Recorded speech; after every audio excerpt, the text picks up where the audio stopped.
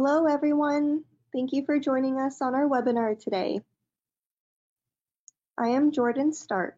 I am the Marketing Manager at Canadian Fertility Consulting, and we are very happy to be hosting the webinar today to discuss French legal changes in the recognition of parentage. The webinar today will be partially in English and mostly in French. We have with us today lawyer Cindy Wasser of Hope Springs Fertility Law in Toronto, Ontario, Canada. And we also have lawyer Catherine Calvin of Calvin Richard Law Firm in Marseille, France. Before we get started, and while we wait for a few more attendees to join us, I'm just going to go over a few housekeeping items. Number one is that we know everyone is at home right now. So in the event that you have any internet connection issues, please dial in using a phone so you can still participate. Item number two is that we would like you to be aware that we are recording this webinar today, and everyone who registered will be sent a direct link to watch the recording again later, along with the contact information for our speakers, as well as some important documentation for you. We know many of you are here because you have questions regarding the changes that are taking place. Many of you have already sent us your questions, and we will make sure that we are addressing these today. We are encouraging everyone else on this webinar today who has questions for our speakers to please send them using the GoToWebinar questions button, and please send these questions in English if you can. Any additional questions in French will be addressed directly afterwards after the webinar. Now we have a lot to cover, so let's get started. I'll now invite Cindy Wasser to join us on screen.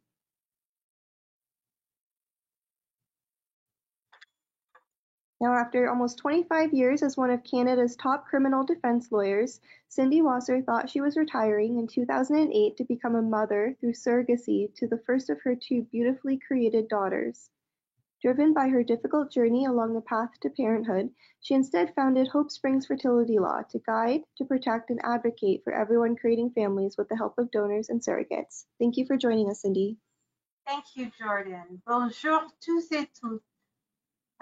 D'abord, je veux expliquer que je peux essayer de parler en français aujourd'hui, mais excusez-moi, je suis désolée parce que je sais que je ferai beaucoup des erreurs de grammaire et peut-être je vais oublier quelques mots. Il faut comprendre aussi que quelquefois, maintenant, à cause de Covid spécialement, j'ai oublié des mots en anglais aussi. Alors, je voudrais dire que j'ai beaucoup de clients français et, dans mon cabinet de Hope Spring. Alors, j'ai l'occasion de parler presque chaque jour en français et c'est un grand plaisir pour moi. J'avais aussi l'occasion d'habiter à Paris pour un an quand j'avais 19 ans et on peut voir que c'était il y a longtemps. Mais j'étais une étudiante à la Sorbonne pour ma deuxième année de l'universitaire et maintenant, à cause de mon métier dans le droit de fertilité et les clients étrangers en France, j'ai l'occasion de parler beaucoup. Alors, je vais commencer aujourd'hui de parler un peu de le procès au Canada pour avoir un enfant canadien et le enregistrement de cet enfant ici. Et puis, Catherine va discuter le procès, les lois en France. Et puis, nous pouvons essayer ensemble de répondre à vos questions. D'abord, chaque enfant né au Canada obtient la nationalité canadienne grâce à l'acte de naissance canadien. Et c'est automatique, on ne doit pas demander ça. Il ne dépend pas sur la nationalité de ses parents, ni sur la nationalité de la mère porteuse. L'enfant peut garder la nationalité canadienne pour toute sa vie, même s'il habite d'ailleurs. Son identité, donc sa filiation, est établie par les lois des provinces au Canada. Et chaque province est une loi pour les statistiques vitales. les lois demandent que la naissance doit être enregistrée. Chaque province est une méthode et des règles d'enregistrement et ils sont un peu différents. Les demandes qu'on doit remplir peuvent être différentes. Le temps entre une semaine jusqu'à 6 semaines peut être différent. Et je vais arrêter un peu. Jordan, could you please show the, there it is. So voilà un document que j'ai préparé pour mes clients et pour les agences ici qui explique qu'il y a des différentes méthodes pour enregistrer en Canada. Et Jordan va donner ce document à vous quand elle va envoyer le webinaire par recording, demain peut-être. Alors, vous pouvez lire ça et garder ça quand vous voyez les profils que l'agence va vous envoyer. Et tous mes clients peuvent avoir ça aussi, bien sûr.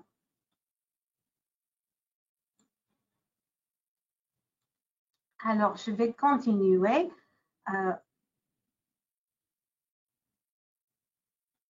À cause de les grandes différences, il faut avoir des renseignements pour chaque province qui sera là. Dans quelques provinces, par exemple, la mère porteuse doit enregistrer comme la mère et doit nommer son mari comme le père. Dans d'autres provinces, elle doit enregistrer mais ne doit pas nommer son mari comme le père. Et dans quelques provinces, la mère porteuse ne doit pas enregistrer comme la mère. Et dans quelques provinces, on peut enregistrer les parents intentionnels tout de suite, même si les parents soient de même sexe, même ils ne soient pas mariés, même sans un lien génétique. Thank you, Jordan. I think, oh, you're almost done. Terrific. Thanks, Jordan.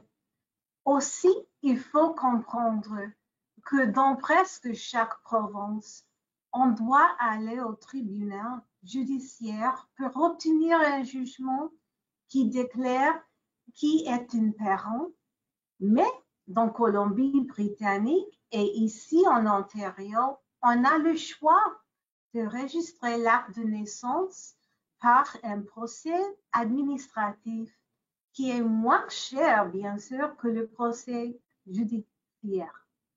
Il faut savoir qu'il y a plusieurs des options pour vous, mais peut-être chaque n'est pas disponible pour vous-même. C'est pourquoi il faut prendre l'avis et les conseils d'un avocat canadien au début du procès. Et moi, je dois savoir pour vous donner des conseils s'il y aura un lien génétique. Préférez-vous d'avoir un parent ou tous les deux sur le certificat de naissance? Êtes-vous agréable que la mère porteuse est inscrite d'abord ou non? Préférez-vous un jugement ou non? Et pour répondre aux mes questions, il faut savoir à quoi vous aurez besoin chez vous au retour en France. Mais parce qu'un avocat canadien ne peut pas vous donner des avis au sujet du droit français, il faut avoir aussi un avocat français qui peut vous aider de décider les meilleurs procès pour vous. Et aujourd'hui, c'est mon plaisir de vous introduire Catherine Clavin de Marseille, France, une avocate géniale avec qui j'ai de la chance de travailler beaucoup. Nous avons partagé plusieurs des clients français qui ont décidé d'aller au Canada pour le projet. Et voilà, Catherine. Merci, Cindy. Bonjour à tous. Merci, Cindy, évidemment, pour ces explications toujours aussi claires et puis ta gentillesse. Moi, j'aimerais parler aussi bien anglais que Cindy parle français. Alors, ce webinaire tombe vraiment à pic parce que l'actualité, tant jurisprudentielle que autre que jurisprudentielle d'ailleurs, est assez chaude sur la question de la reconnaissance de la filiation de l'enfant issu de GPA. Jordan, can you put my slide? Thank you very much. Alors, la thématique moi, que je voulais aborder avec vous, c'est évidemment cette thématique toujours un petit peu récurrente de transcription des actes de naissance des enfants nés grâce à une GPA, sachant que il y a un certain nombre de changements qui sont intervenus, et c'est ce que je vous disais tout à l'heure, à l'instant, jurisprudentiel par des arrêts de la Cour de cassation du 18 décembre 2019, mais surtout par une note diplomatique du ministère des Affaires étrangères qui date du 24 avril 2020 et qui va normalement changer la donne. Alors, une note diplomatique, normalement, elle n'est adressée que par le ministère des Affaires étrangères à ses autorités consulaires. Enfin, une note diplomatique, en tout cas celle-ci. Elle n'est pas publique. Mais quelques-uns d'entre nous, avocats français, en avons eu connaissance. Et évidemment, je vais vous en toucher deux mots. Alors, can we have the next slide, please? Un petit rappel quand même. Jordan, can you please put the next slide? Thank you. Quelques petits rappels. D'abord, des règles qui sont relatives à la reconnaissance en France de la filiation.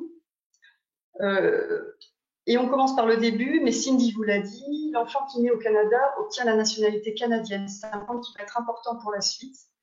Et évidemment, son identité, c'est ce que j'écris sur mon slide, son identité est établie grâce à l'acte de naissance canadien. La difficulté, c'est la reconnaissance, vous le savez, de cet acte de naissance canadien en France.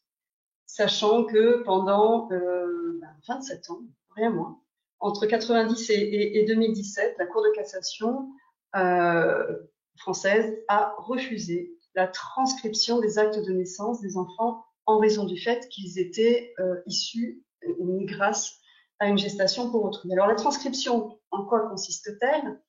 C'est le fait de porter sur les registres français de l'état civil un acte de naissance, un acte d'état civil établi par une autorité étrangère. Cette formalité n'est pas obligatoire. Vous pouvez vivre sur le sol français avec simplement son acte de naissance étranger et sans transcription. C'est ce qu'on nous a beaucoup dit. Et dans les faits, c'est assez compliqué, tant quand on est en lien avec l'administration, quand on est en relation avec une juridiction, et également dans la relation qu'on peut avoir avec des professionnels, que ce soit notaire, avocat, quand il est question d'une succession notamment. La transcription, ça n'est pas l'établissement de la filiation, c'est pas la même chose, c'est ce que d'ailleurs nous rappelle la Cour de cassation à plusieurs reprises, mais c'est une mesure de publicité de l'identité qui a été établie à l'étranger.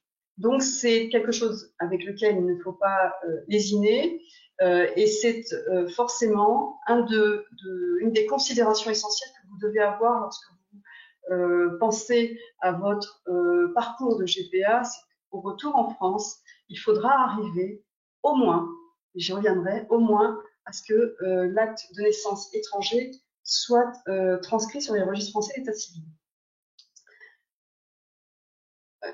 Il y avait une pratique qui existe toujours d'ailleurs, qui avait été pas mise en place, mais en tout cas acceptée par le tribunal judiciaire, ex-tribunal grande instance de Paris, qui face au refus de transcription qu'on affrontait du fait du mode de conception de l'enfant, eh bien, le tribunal judiciaire de Paris acceptait de prononcer ce qu'on appelle les exéquatures des jugements étrangers qui établissaient la filiation.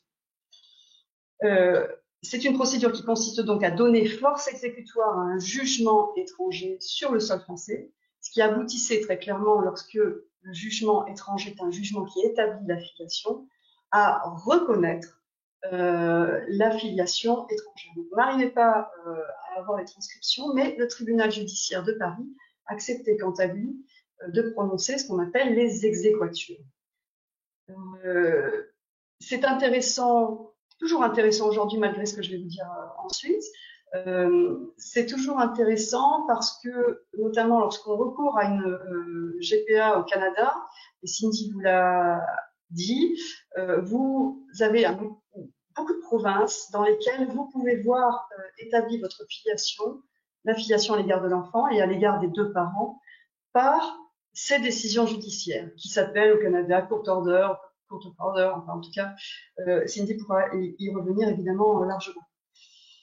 Ça, c'est un procédé donc qui était particulièrement intéressant et avant les arrêts de 2019 et avant notre fameuse note diplomatique dont je vais vous parler, eh bien, il y avait, je le mets sur mon petit tableau, 3 modes, 3 manières de pouvoir faire en sorte que son acte de naissance étranger, l'acte de naissance étranger de l'enfant, soit transcrit, soit que la filiation de l'enfant mentionnée dans l'acte de naissance soit complètement reconnue. Je vous le dis donc, vous le voyez sur mon petit tableau, on obtenait les transcriptions totales des actes de naissance devant le tribunal judiciaire de Nantes, c'est-à-dire qu'on avait un refus et un blocage des autorités consulaires, on avait un blocage du procureur de la République de Nantes, mais on arrivait effectivement devant le tribunal judiciaire de Nantes à obtenir ces transcriptions totales. Toutefois, on s'en arrêtait bien souvent au tribunal judiciaire de Nantes parce que systématiquement des voies de recours et des appels étaient entrepris par le procureur de la République de Nantes, et la Cour d'appel de Rennes, qui est la juridiction supérieure, avait des positions un peu contradictoires et évolutives avec le temps, mais soit on s'arrêtait parce que la Cour d'appel de Rennes disait que la transcription totale n'était pas envisageable, soit en tout cas, devant la Cour de cassation, jusqu'en décembre 2019, la transcription totale n'était pas acceptée. Donc il y avait cette procédure-là qu'on mettait en place, mais qui était une procédure plutôt de principe, parce que c'est grâce à ces procédures-là, évidemment, que notamment la Cour européenne des droits de l'homme a condamné la France. Donc c'est un circuit très très long qu'il fallait faire pour aboutir au final à une condamnation de la France devant la Cour européenne des droits de l'homme, ce qui n'est pas franchement ce vers quoi vous voulez aller forcément. Deuxième procédure, je vous le disais, l'exéquatur devant le tribunal du lieu de résidence de la famille. En général, le tribunal judiciaire de Paris n'étant pas systématiquement compétent en matière d'exéquatur, mais c'est la juridiction qui était généralement favorable, qui l'est toujours d'ailleurs, en matière d'exéquatur. Donc ça, c'était une solution intéressante. Mais fallait-il encore être officiellement domicilié sur Paris pour l'obtenir ou être domicilié à l'étranger? La jurisprudence sur le territoire français est assez disharmonieuse en matière de transcription. Certaines juridictions, on a des arrêts, notamment un arrêt de la Cour d'appel de Versailles, on a quelques tribunaux de province qui ont prononcé les exéquatures, d'autres qui les ont refusés, par exemple le tribunal judiciaire de Marseille très récemment d'ailleurs, et puis énormément de juridictions qui n'avaient jusqu'à présent pas statué sur les exéquatures. Beaucoup de juridictions de province ont été saisies, que mon cabinet en a saisi un certain nombre, dont notamment Toulouse, Annecy, enfin, il y en a un petit paquet. Mais donc, procédure qui était sûre au tribunal judiciaire de Paris, un petit peu aléatoire ailleurs. Et puis, l'adoption de l'enfant du conjoint. Alors, ce que la Cour de cassation avait reconnu en juillet 2017, avait infléchi un peu sa jurisprudence sur l'absence de volonté de reconnaître la filiation de l'enfant issu de GPA. En 2017, la Cour de cassation dit que finalement, je vous passe un peu les détails, mais finalement, la transcription partielle, c'est-à-dire la transcription partielle au sens de on va transcrire la filiation du père français. Et on ne transcrira pas la filiation établie par l'acte de naissance étranger concernant le deuxième père ou concernant la femme qui n'a pas accouché. Donc, en juillet 2017, cette transcription partielle est envisageable pour la Cour de cassation et ne s'opposant pas à la reconnaissance du deuxième lien de filiation, tout de même, la Cour de cassation précise que c'est par l'adoption de l'enfant du conjoint réalisé en France que la filiation d'intention sera reconnue sur le sol français. C'est une jurisprudence qui se développait à peu près partout. J'écris disharmonieuse en termes de délai parce qu'effectivement, vous pouvez passer d'un délai de 3 mois dans un tribunal à un délai d'1 an et demi au tribunal d'à côté. Enfin, c'est évidemment pas du tout homogène de ce point de vue-là. Quant au prononcé des adoptions d'enfants du conjoint, elles n'étaient pas totalement homogènes, mais de manière générale, on peut quand même dire que les juridictions prononçaient l'adoption d'enfants du conjoint, des enfants issus de GPA, lorsqu'on présentait, et lorsqu'on présente, parce qu'on nous parlait toujours au présent quand même, lorsqu'on présente un dossier assez clair et assez décomplexé sur la GPA, mais également très, très concrète sur la manière dont la filiation a été établie à l'étranger, le recours à la GPA est illégal, etc. Ce qu'on va retrouver après dans la note diplomatique, vous allez voir. Donc ça, c'était la situation que j'irai passer, parce que je vais vous informer, effectivement, les choses ont un petit peu changé. Mais on verra quand même que une certaine procédure, notamment celle de l'exéquatur, pourra peut-être continuer à perdurer, et il faudra peut-être continuer à y penser. Jordan, next slide, please. Alors, je continue quand même si le slide ne passe pas. Oui, thank you.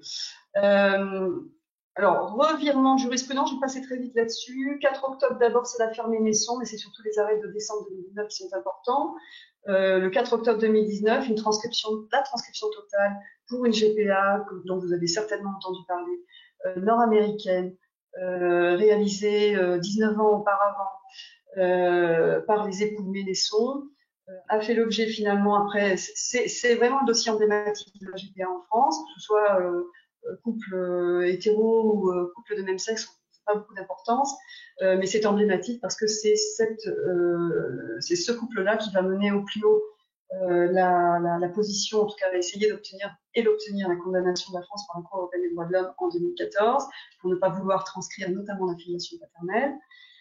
Et puis, en octobre 2019, cette affaire revient devant la Cour de cassation et finalement la Cour admet qu'il faut prononcer une transcription totale. Cependant, il est mentionné quand même dans cet arrêt que le juge français doit pouvoir contrôler la validité de l'acte étranger ou le jugement de l'état civil étranger pour décider du prononcé de la transcription totale. Et puis cet arrêt rappelle qu'il n'y a pas que la transcription en matière de reconnaissance de la filiation, et même on rappelle à cette occasion-là que la transcription n'est pas la reconnaissance de la filiation, c'est simplement une mesure de publicité. Et puis surtout, on explique que la durée de la procédure était particulièrement longue et que c'était une durée manifestement excessive au regard du droit au respect de la vie privée des enfants qui étaient issus évidemment de cette GPA. Next slide, please, Jordan. Le 18 décembre 2019, la Cour de cassation là c'est une révolution jurisprudentielle pour le coup, va finalement considérer qu'il faut que la jurisprudence évolue, avec son temps notamment, rappelle très précisément que la transcription n'est pas une action en reconnaissance ou en établissement d'affiliation, je vous expliquerai brièvement derrière pourquoi est-ce que la Cour de cassation nous dit ça, et que ni la circonstance que l'enfant soit né de GPA, ni la circonstance qu'il y ait un deuxième père sur acte de naissance étranger ne doit constituer des obstacles à la transcription. Donc là, pour le coup, on ne parle plus de durée excessive, on ne parle plus forcément de contrôle du juge français, même si on va garder quand même cet esprit-là.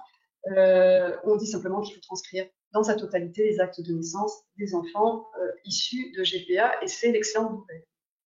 Jordan, please, next slide. Ça va un peu vite pour le changement de slide. Toutefois, malgré cette jurisprudence de la Cour de cassation en décembre 2019, force était de constater que jusqu'à maintenant, aucune transcription totale n'aboutissait. C'est-à-dire que les couples dont les enfants venaient de naître après le 18 décembre 2019 et qui demandaient la transcription à leurs autorités consulaires, ambassades ou consulats, se voyaient opposer à un refus. Alors les refus étaient plus ou moins flous. Les premiers refus furent de dire ben non, mais en fait ces arrêts ne valent que pour les personnes qui étaient concernées, donc on ne transcrit pas totalement. D'autres de dire qu'ils n'avaient pas reçu d'instruction et que donc ils ne le faisaient pas.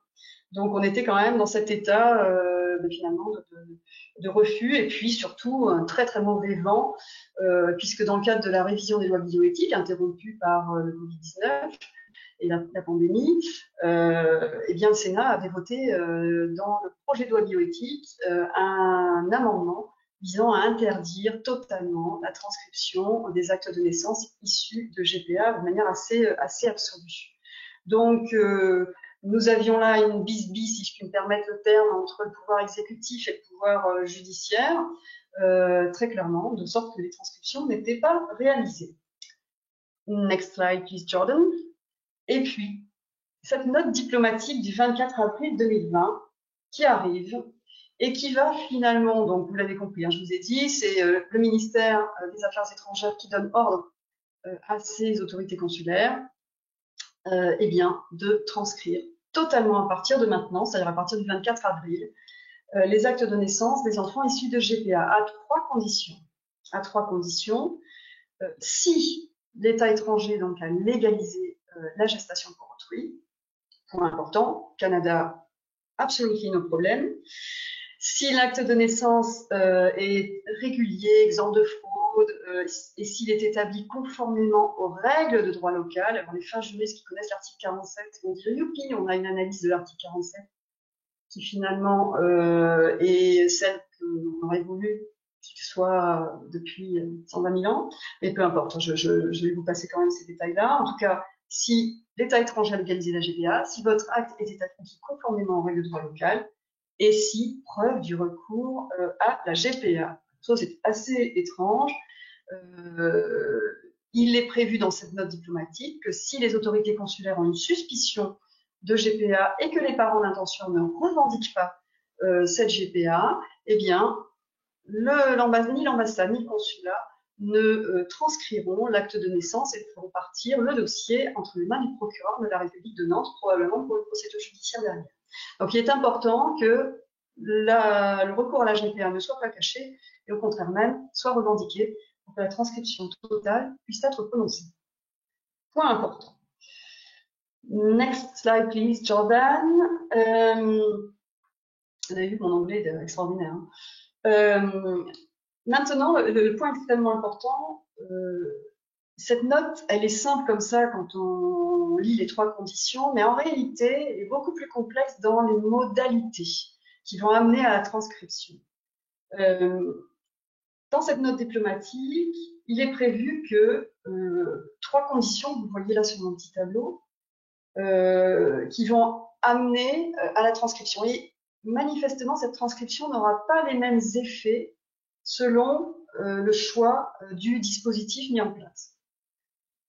Premièrement, si vous avez un jugement étranger établissant la filiation, ce qui sera le cas manifestement, et Cindy vous le redira, dans beaucoup de provinces canadiennes, le procureur de Nantes aura pour obligation de vérifier l'opposabilité de ce jugement. C'est une formalité qui existe déjà et qu'on utilisait, enfin, on demandait beaucoup les vérifications d'opposabilité pour notamment les jugements d'adoption américains, ce qui nous évitait de passer par une procédure judiciaire afin de faire donner force exécutoire à ce jugement, à un jugement d'adoption. Il n'était pas prévu de vérification d'opposabilité pour d'autres types de jugements étrangers, notamment établissant la filiation. Mais là, on nous dit, bah, écoutez, si vous avez un jugement étranger, vous nous le donnez, évidemment, hein, vous nous le présentez. Nous enverrons ça en vérification d'opposabilité. Donc, le procureur vérifiera que manifestement le jugement a été prononcé dans les conditions du pays, procéduralement et sur le fond conformément aux règles de droit étranger, et délivrera son certificat d'opposabilité. Et si effectivement on a ce certificat d'opposabilité, ben, on aura bien une transcription de l'acte de naissance étranger sur les registres français de l'état civil. L'avantage, on peut le dire, et puis c'est bon. Hein. Les avantages en fait de ces modalités-là de transcription, c'est que elle rend pour le coup la filiation tout à fait incontestable parce qu'elle est établie grâce à une décision judiciaire. Et en matière de filiation d'intention en France, la filiation d'intention n'est établie en France que par voie judiciaire, notamment par l'adoption d'enfants de conjoints. Donc, si on donne une force exécutoire à un jugement étranger établissant la filiation, ce jugement, cette filiation ne pourra plus être contestable du tout par quiconque sur le sol français. Et ça, c'est un avantage majeur. L'inconvénient, c'est ce que j'ai écrit, c'est que la vérification d'opposabilité, du moins la connaissance que nous en avons aujourd'hui, pour en faire régulièrement, mais pour l'éviter aussi autant que faire se peut, eh bien, c'est que le certificat est délivré en général en 12 et 18 mois. Peut-être que les choses iront plus vite, mais ça m'étonnerait, puisque maintenant on va venir surcharger le service de vérification d'opposabilité. Et on ne peut pas rester dans une situation d'attente sur la reconnaissance de la filiation aussi longtemps. En tout cas, l'avocat français vous dira que c'est extrêmement imprudent. Et c'est la raison pour laquelle on vous dira sans doute que, vous ferez votre choix évidemment, mais les procédures en exéquatur sont des procédures qui vont beaucoup plus vite, notamment à Paris, où nous avons des délais d'attente qui sont d'environ 4 à 6 mois. Et donc en 4 à 6 mois, on a la décision d'exéquatur, ce qui correspond en fait à la délivrance du certificat d'opposabilité.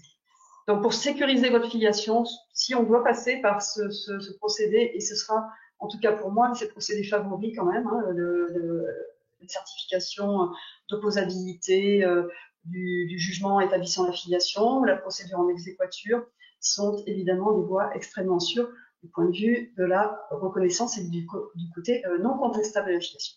Si on n'a pas de jugement étranger, ça peut arriver dans certaines provinces du Canada, mais dans ce cas-là, il suffira simplement de délivrer à l'ambassade ou au consulat le certificat de coutume. Alors, le certificat de coutume, c'est une attestation. Cindy a vraiment l'habitude de le faire, d'ailleurs, j'allais dire tous les jours, mais très très souvent évidemment. Le certificat de coutume, c'est une attestation d'un avocat étranger qui va venir raconter un process, comment est-ce qu'on est arrivé, notamment à l'établissement de la filiation au Canada, comment est-ce que je suis arrivé à avoir un birth certificate, par quels moyens et quel recours administratif, recours judiciaire il a fallu faire, quels textes applicables en la matière ont permis d'aboutir à cet établissement de l'affiliation. Donc le certificat de coutume, c'est généralement ça. Souvent on le mettait dans nos dossiers pour obtenir les exéquatures. Sauf que là, ce qui va être demandé, ce n'est pas un certificat de coutume établissant la procédure, relatant la procédure légale, c'est simplement de préciser que l'enfant a la nationalité du pays dans lequel il est né, en l'occurrence là le Canada. Votre enfant a la nationalité canadienne, le certificat de coutume viendra simplement dire que l'enfant a la nationalité canadienne. Pourquoi? Eh bien parce que s'il a la nationalité du pays et que sa filiation a été établie conformément aux règles du pays dans lequel il est né, pas de difficulté, sa filiation sera pour le coup normalement incontestable, puisque sa filiation est établie. La filiation d'un enfant est régie soit par la loi personnelle de la mère, c'est ce que je vous ai dit ici, l'article 311-14, en l'occurrence, il n'y en a pas puisque c'est une mère porteuse, en général, soit, si la mère n'est pas connue, ce qui n'est pas considéré ça comme ça, par la loi personnelle de l'enfant. Alors, pour le Canada, que vous ayez évidemment la mère porteuse sur l'acte de naissance, exceptionnellement, que vous ayez l'enfant, eh bien, la filiation d'enfant, de toute façon, est établie conformément aux règles du pays dans lequel il est. Donc, l'avantage, c'est la rapidité de la transcription. L'inconvénient, c'est qu'on a une filiation d'intention qui n'est pas établie judiciairement, c'est ce que je disais tout à l'heure, et que peut-être on pourrait avoir une remise en cause de cette filiation sur le sol français. Bon, la question se pose. Elle est moins sûre que l'exéquatur, la question se pose. Par contre, c'est vrai que avec un certificat de coutume, on ira beaucoup plus vite que si on attend, vous l'avez compris, le certificat d'opposabilité. Troisième voie, la moins intéressante, la plus risquée, celle qu'on va vous déconseiller. À défaut de jugement d'étranger ou de certificat de coutume, ça ne se passera jamais au Canada comme ça, eh bien, la transcription s'opérera sur le fondement de l'article 47. J'ai un acte de naissance qui est pas falsifié, qui est conforme à la réalité juridique du pays dans lequel il est établi. Donc, je transcris.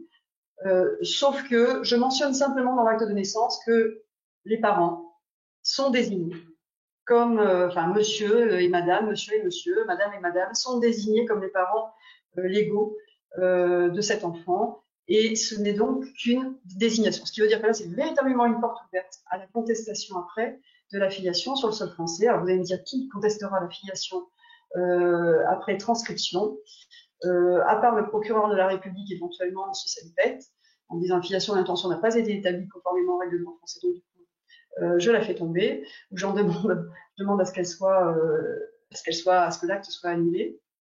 Soit ce peut être des gens de votre entourage, parce que succession, parce qu'on n'est pas d'accord, parce que les couples eux-mêmes peuvent être amenés malheureusement à se séparer, et croyez bien qu'on en voit, et c'est pas très rigolo du tout.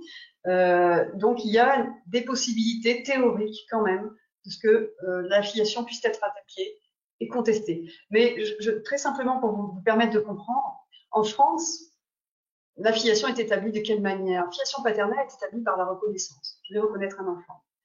La filiation maternelle est établie par l'accouchement, la femme qui accouche et la mère. C'est pas parce que cette filiation est établie comme ça, factuellement par une reconnaissance ou par la désignation de la mère dans l'acte de naissance, que la filiation n'est pas attaquable. Dans les délais de recours, dans les délais de prescription, pardon, eh bien, on pourrait dire, mais monsieur, vous avez reconnu cet enfant n'est pas le vôtre parce que biologiquement, ce n'est pas le vôtre. Et effectivement, s'il est établi que, eh bien, ce monsieur a reconnu un enfant et qu'il n'en est pas génétiquement le père, sa filiation peut tomber.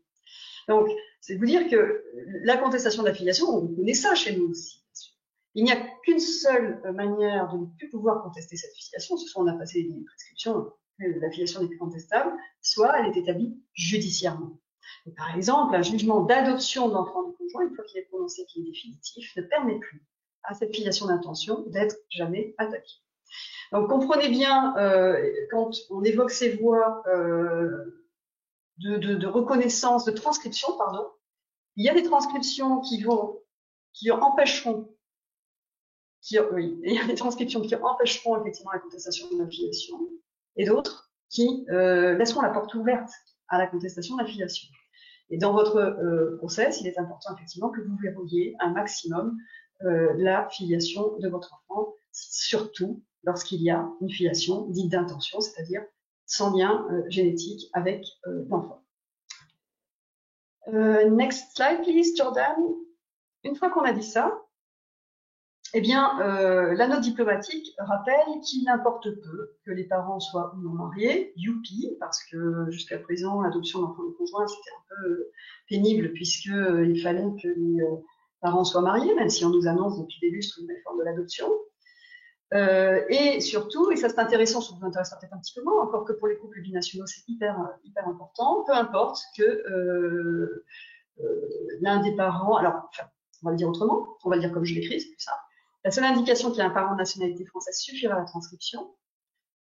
C'était important, en fait, quand on avait des couples binationaux et que on avait notamment un parent d'une nationalité, parent d'intention d'une nationalité qui ne permettait pas l'adoption de l'enfant du conjoint, ce qui empêchait, en France en tout cas, la reconnaissance du lien de filiation à l'égard de ce parent d'intention. Un parent d'intention, par exemple, je prends en extrême, en italien, encore que c'est pas tout à fait, ça peut s'arranger, mais enfin bon. En Italie, il n'y a pas d'adoption d'enfants du conjoint pour les couples de même sexe, pas possible, c'est pas tout à fait juste mon exemple. Et parce que effectivement, il ne peut pas adopter dans son propre pays, et parce que la loi applicable en matière d'adoption en France, c'est la loi de l'adoptant, eh bien, on ne pouvait pas faire reconnaître sa filiation, et comme on n'avait pas de transcription totale, on y arrivait.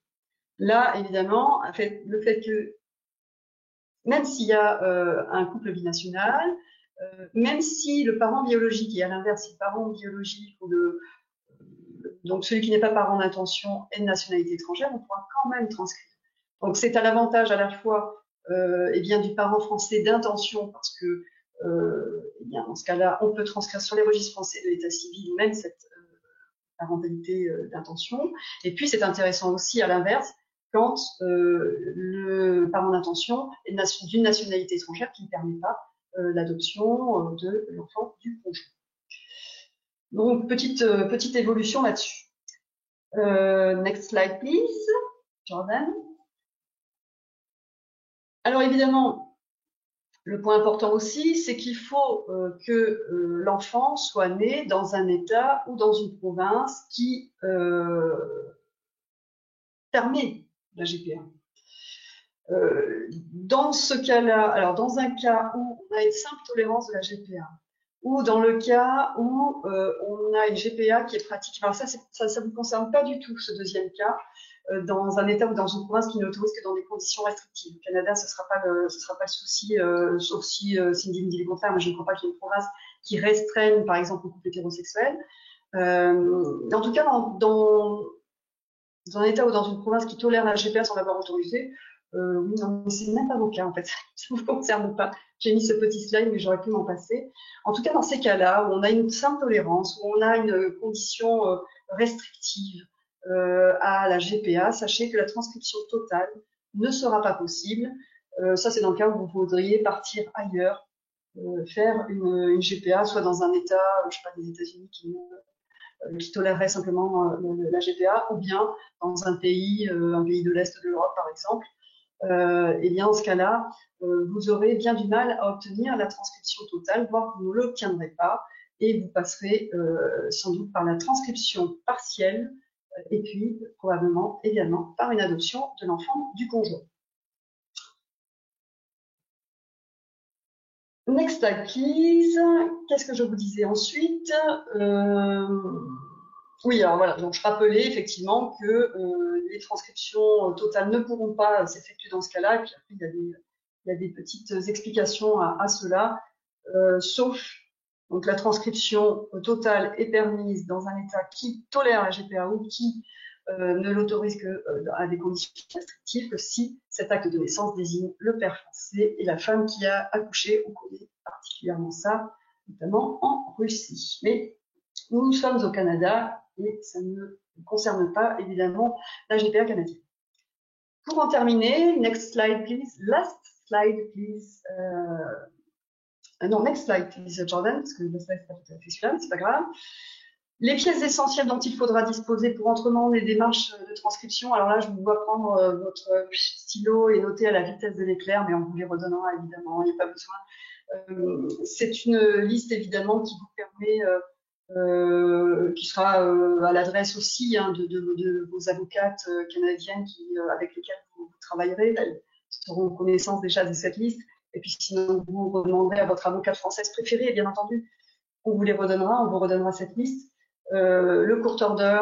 En fait, ce que je pense qu'il sera essentiel de faire, et ça c'est pas pour rigoler, hein, c'est mon idée à moi, c'est qu'il faudra disposer de toutes les pièces qui sont visées dans toutes les options, les 3 options dont je vous ai parlé, parce que ça vous laissera le choix.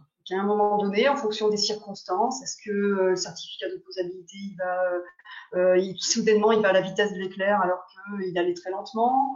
Est-ce que non, bah, c'est une catastrophe et puis j'ai pas envie de partir en exéquatur judiciaire parce que j'ai pas envie de dépenser plus d'argent et donc je vais partir sur simplement l'affidavit, le certificat de coutume. Bien, écoutez, avant de faire ce choix-là, préférentiellement, que vous ayez toutes ces pièces et ça vous permettra après de faire tranquillement et posément votre choix. Donc, un court order, ça me semble être effectivement une pièce importante. Donc, le jugement établissant, soit par anticipation, c'est pas le cas du Canada, soit effectivement après la naissance de l'enfant, sa filiation. L'affidavit, évidemment, le certificat de coutume. Bien évidemment, l'acte de naissance canadien, traduit, légalisé, mais ça, on en reparlera si ça vous intéresse évidemment postérieurement. Ce que je vous conseille aussi, c'est de demander plusieurs exemplaires d'originaux. Ne vous cantonnez pas à un original, mais Cindy vous expliquera ce qu'elle peut avoir à ce sujet-là. Le passeport canadien de l'enfant pour sa nationalité, évidemment, ça viendra appuyer l'affidavit. Et puis mon livre de famille. Alors j'ai même marqué conserver les billets d'avion de retour de l'enfant en France. C'est pas une bêtise, c'est parce que certaines administrations ou certaines juridictions voulaient avoir la preuve de ce que l'enfant résidait bien en France. Et notamment, j'ai eu ça avec la CAF. Surprenant, la CAF disant, ben oui, mais alors nous on n'est pas sûr que l'enfant soit en France, vous demandez des droits pour un enfant qui est né à l'étranger. Prouvez-nous qu'il est bien sur le territoire français. Bon, billet d'avion retour. C'était nickel pour ça. Voilà, je pense en avoir terminé et je répondrai évidemment avec grand plaisir à toutes vos questions. Ah oui, le dernier slide, mais je ne vais pas demander à Jordan de le mettre. C'était simplement de vous dire, n'oubliez pas vos avocats, ce sont des auxiliaires de justice et des professionnels qui vous accompagnent en matière de procès de GPA. Un avocat, une avocate canadienne, un avocat ou une avocate française, c'est vraiment le moins qu'on puisse faire. Il faut véritablement, en début de parcours, pouvoir prendre conseil avec vos 2 avocats, évidemment, parce que les choses évoluent vite. Et là, depuis le début de l'année en la matière, enfin depuis l'année 2020, ça a bougé un peu dans tous les sens, mais tous les 6 mois, il se passe quelque chose en matière de GPA. Là, ce que je vous donne comme info, c'est vraiment une info, enfin, il y a très peu de monde qui connaît l'existence de cette note diplomatique. Elle va sans doute révolutionner un petit peu les choses, mais pour l'instant, c'est une feuille de papier, c'est porté à la connaissance des autorités consulaires. On va voir maintenant comment les autorités consulaires réagissent. On est en train de voir les premières réactions, notamment même d'ailleurs en l'Est de l'Europe. Étonnamment, c'est par là que ça commence. Mais on est évidemment en train de voir nos autorités consulaires se mettre un petit peu en place sur la chose.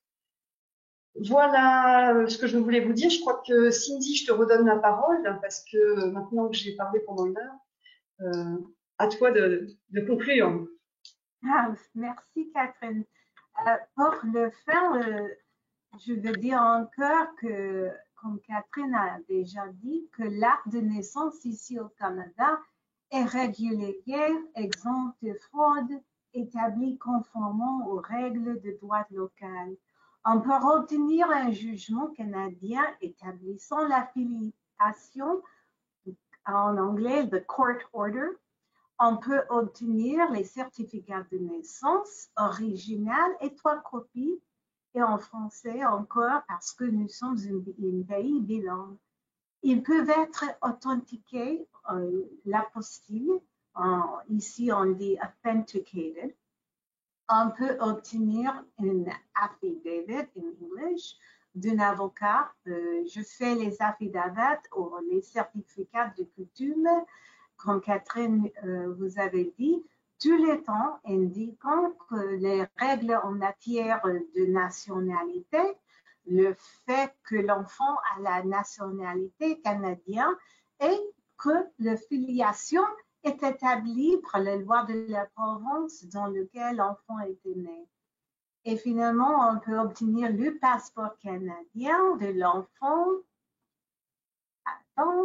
dans 1 jour et au cas d'urgence dans quelques heures ici au Toronto et peut-être même aussi dans les autres grands pays.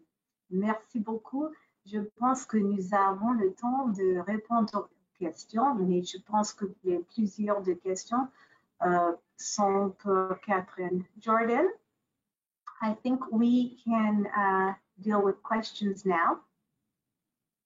Okay, wonderful. We do have many questions coming in. I was wondering if you guys would be able to cover the ones that you have already, and then I'll move on to the live ones that are coming in now. Je vais peut-être commencer, Cindy, puisque la première question qui était posée était celle de savoir, de connaître la différence entre la transcription intégrale et l'exéquatur. Alors, je pense savoir, note du 28 avril du ministère des Affaires étrangères, 24, mais bien informé, très bien informé. Est-ce qu'on en sait plus? Bon, je pense que j'ai répondu dans le cadre du petit exposé que j'ai fait à cette question-là, effectivement. La transcription, ça n'est pas l'établissement de la filiation, ça n'est pas la reconnaissance de la filiation, c'est une mesure de publicité qui donc laisse la porte ouverte dans le principe à la contestation éventuelle de cette filiation. On a eu des cas, hein, voilà, autant que vous le sachiez, où il y a eu des procédures judiciaires, enfin, alors non pas de contester la filiation de l'enfant, mais dans le cadre des procédures devant le juge aux affaires familiales, malheureusement, il est arrivé que des parents biologiques, entre guillemets, viennent contester la filiation d'intention en disant qu'elle n'avait été établie que aux États-Unis, par exemple, et que elle n'avait pas, comme elle n'était pas établie conformément au règlement français, eh bien, le parent ne pouvait pas être reconnu comme tel en France. Donc, attention, effectivement, la transcription dite comme ça, la transcription n'est pas un mode d'établissement d'affiliation ni de reconnaissance. Par contre, et c'est le point qui est important, si la transcription fait valoir que l'affiliation de l'enfant est établie suite à un jugement étranger établissant cette filiation, là pour le coup, cette mention marginale sur l'acte de naissance fera que l'affiliation d'enfant sera logiquement incontestable. Voilà. Donc, on pourrait dire, quelle est la différence entre transcription totale et exéquatur? Quelle est la différence entre transcription, par exemple, et adoption de l'enfant du conjoint? Là aussi, c'est une procédure judiciaire qui établit la filiation et qui est incontestable. Et une transcription qui viendrait simplement dire l'enfant est né de parents de monsieur et de madame ou de monsieur et monsieur, sans s'appuyer sur une décision judiciaire, pourrait être évidemment contestable. Donc ça, c'est la première question. Si je n'ai pas été assez claire, n'hésitez pas à venir étayer vos questions. Deuxième question. Je suis notaire. Je suis intéressée par l'évolution de la loi. Bon, bah écoutez, alors, mon cher maître, du coup, j'espère avoir été claire sur le petit exposé que j'ai fait.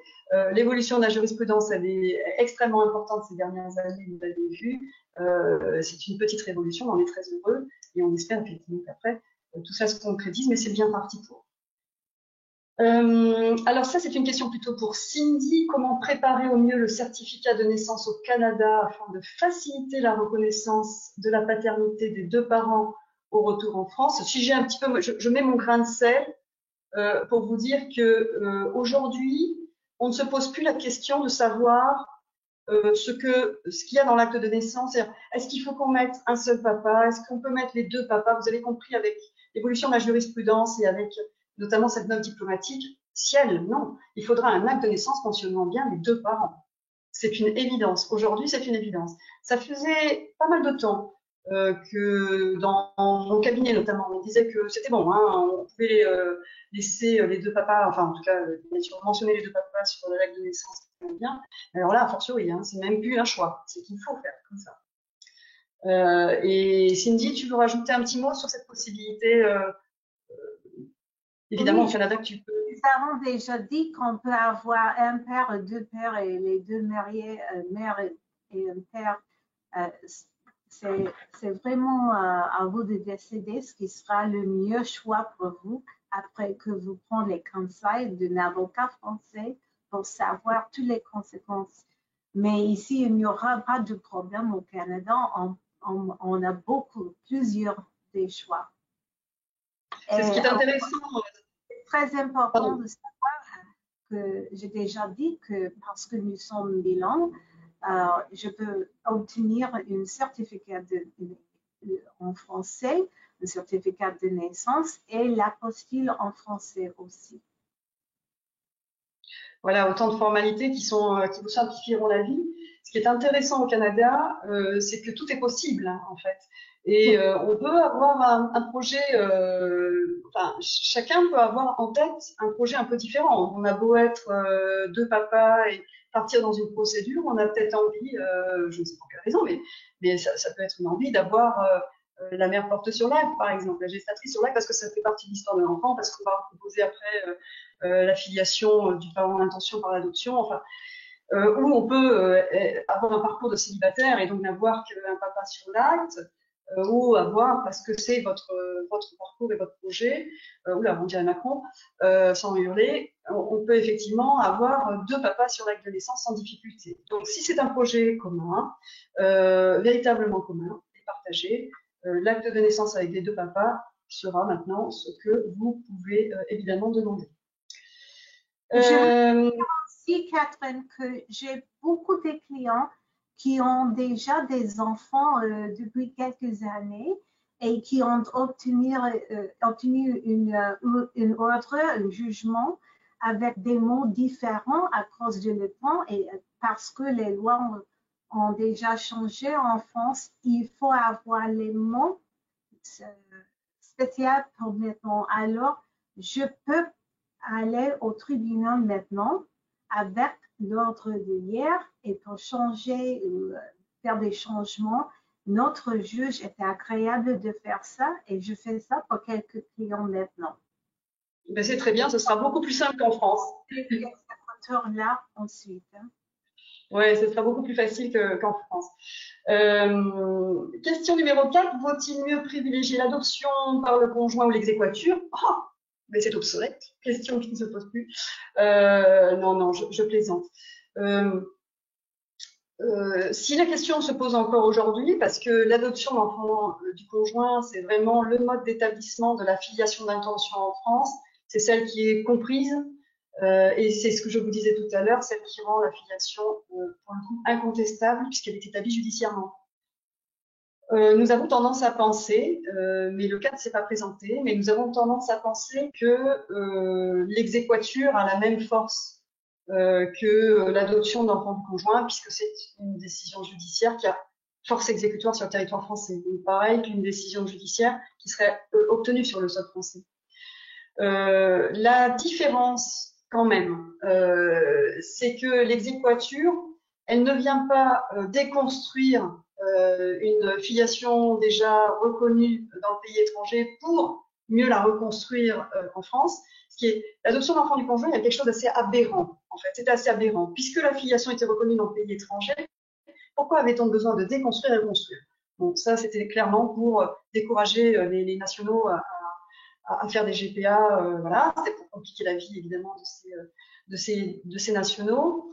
En même temps, l'adoption d'enfants du conjoint est également soumise à des conditions que vous ne remplissez peut-être pas forcément, qui sont qu'il faut être marié, puisque c'est l'adoption d'enfants du conjoint, et également qu'il faut que le parent biologique, entre guillemets, le père biologique, consente à l'adoption de son enfant, en tout cas le premier parent légal, consente à l'adoption de son enfant par son époux. Or, il y a des situations où on n'est pas forcément marié, où il y a des situations où on est déjà séparé au moment où on veut entreprendre la procédure d'adoption. Donc, c'est pas forcément facile, évidemment, de rentrer dans ces cases-là et dans ces clous, alors que l'exéquature, ben, l'exéquature, c'est j'ai un jugement étranger, peu importe à quel moment d'ailleurs il a été pris, 3 ans après, j'en demande l'exéquature, même si la vie de famille a changé, il n'y a pas de raison qu'on ne prononce pas l'exéquature. Voilà. Donc, bon, privilégier, j'aurais tendance à dire, bah, privilégier l'exéquature, c'est beaucoup plus simple. Et puis, comme je vous le disais, à Paris, c'est beaucoup plus rapide, mais vous n'êtes pas tous parisiens. Regarde, moi, je ne suis pas, et je ne m'en porte pas plus mal. Mais voilà, après, la différence est une différence surtout, pas d'effet, mais une différence dans le procédé à mettre en place. Voilà, qui ne respecte pas votre projet parental et qui est un petit peu plus complexe. Avantages et inconvénients donc, de ces deux modes pour obtenir, c'est mon ordinateur qui a pété, voilà, en bout de compte, la transcription, quels sont les délais? Eh bien, écoutez, du coup, alors, ce qu'il y avait de particulier, on va voir si c'est la même chose maintenant, mais a priori, non. Ce qu'il y avait de particulier quand on avait un jugement d'exéquature parisien, c'est qu'il était mentionné sur l'acte de naissance final de l'enfant, où on avait bien père, donc les deux papas, une petite mention marginale, jugement en date du, portant les effets d'une adoption plénière de l'enfant du conjoint. Ça, c'est ce qu'on avait comme mention marginale quand on faisait une exéquature. C'est complètement hallucinant, mais parce que la France ne connaissait pas autre chose pour reconnaître la filiation d'intention de l'adoption de l'enfant du conjoint. Et donc, il fallait que ce jugement, il soit dit que ce jugement étranger porte les effets d'une adoption de l'enfant du conjoint. Donc, au final, et c'est en ce sens-là d'ailleurs que je dis que l'exéquature est aussi, pour la raison que j'ai évoqué tout à l'heure, décision judiciaire, et puis parce qu'on lui donne les effets de l'adoption d'enfant du conjoint, évidemment, une décision amène une filiation qui ne sera pas contestable. Et je crois avoir répondu sur les délais, donc je vous ai dit la transcription, pardon, l'adoption, je vous ai dit que ça dépendait vraiment des tribunaux, l'exéquature, aujourd'hui on connaît les délais parisiens, qui sont très courts, c'est l'exception parisienne parce que en dehors de Paris, pour l'instant, les exéquatures prennent un petit peu moins d'une dizaine de mois sur la province. Mais ça reste toujours plus intéressant que d'avoir à attendre les quelques 18 mois actuels de la vérification d'opposabilité dont je vous ai parlé. Donc on va avoir quand même pas mal de périodes de test. Voilà. Voilà pour les questions, les 4 questions moi, que j'avais sous les yeux. Maybe there is other questions, Jordan, but I don't know. Hi, thank you. We're just about out of time. I would like to thank everyone who has sent in their questions. We have almost 30 additional questions from our viewers, which we won't be able to cover today.